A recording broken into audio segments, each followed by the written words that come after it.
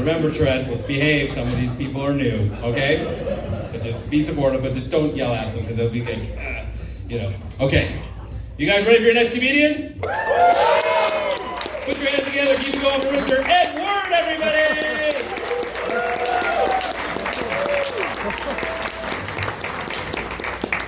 What's shaking, Laugh Shop? I'll be honest with you folks, I'm kind of out of it. I had a rather rough day. I lost my bank card. I forgot my Netflix password. I accidentally ate cat food again, so bear with me. Last year I was diagnosed as being autistic, and it's really hard to get that news so late in life. For a long time I mourned the person I could have been. But then I got over it once I realized I could get away with hilarious wrestling characters like Stone Cold Steve Autism. So it wasn't a total wash. A pro wrestler who can't make eye contact, hilarious. His finishing move is the ADHD DDT. So growing up autistic, albeit I didn't know at the time, I'd obsess over certain things. One of these things was Batman. I was so obsessed with Batman, I used to tell people I had a reverse Batman origin story, which sounds cool, but just means I went to the movies with my parents and they were fine. Obsessed with Batman. At least it wasn't something lame like Vikings. Can we please get over this ridiculous obsession? I'm talking to you, Netflix. Grown men with braided beards. Shave that COVID receptacle. You look ridiculous. You know who else adopted the Viking nonsense? White nationalists and Nazis. Which is funny, because the guys who tell me my Muslim neighbor is going to rape and murder me literally admires dudes that raped and murdered their way across Europe. White nationalism, white pride. What are you proud of? Gender reveal parties? Tim Hortons pizza? Not knowing how to use a knife and fork? Wearing your fluid-stained pajamas in public? Is that what you're proud of? Confederate statues are the ultimate participation trophy. Everyone gets one. Even the old racist white guy who complains about everyone getting a trophy.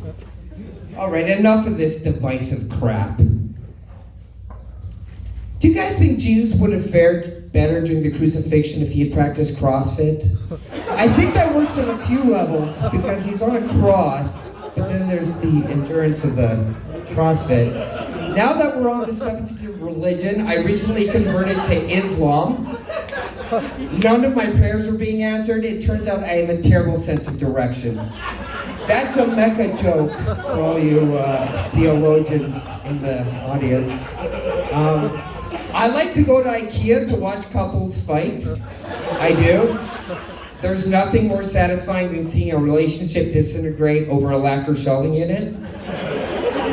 Or the mere fact that they're shopping at IKEA and not a proper furniture store that doesn't also sell meatballs. I try to be a progressive comic. I do, I take great pride in that. But there is one group of people I am prejudiced towards. Crackheads. I think this boils down to jealousy, you know? I want to drink an ice cream Slurpee at 8 a.m. in the morning in public and not feel self-conscious. I want to have a $1,700 bike on a $5 daily budget. Maybe it's that dance I'm so envious of. You know, the crackhead shuffle. I took a dick pic class last week. I know, it sounds cool, but they don't really teach how to frame your shot. It's more how to deal with the legal ramifications after you send the photo. Oh, I wrote my first motion picture screenplay. Yeah, you can clap to that, right? It's a gangster movie about a mafia boss who has Alzheimer's. It's called Forget About It. I'm really proud of it. Do you guys hear about that dating app for Catholic priests? It's called Tinder. It's pretty problematic. Had to sneak in that Catholic joke. I'll leave you with this. John Cena recently made history. Guinness Book of World Record history. he granted 650 wishes to the Make-A-Wish Foundation for Sick Kids. Pretty amazing.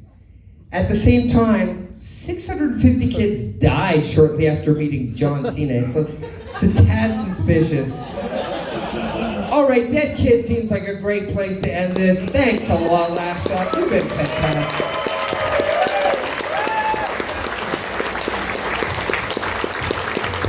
Keep it going. We're Stone Cold Steve Austism.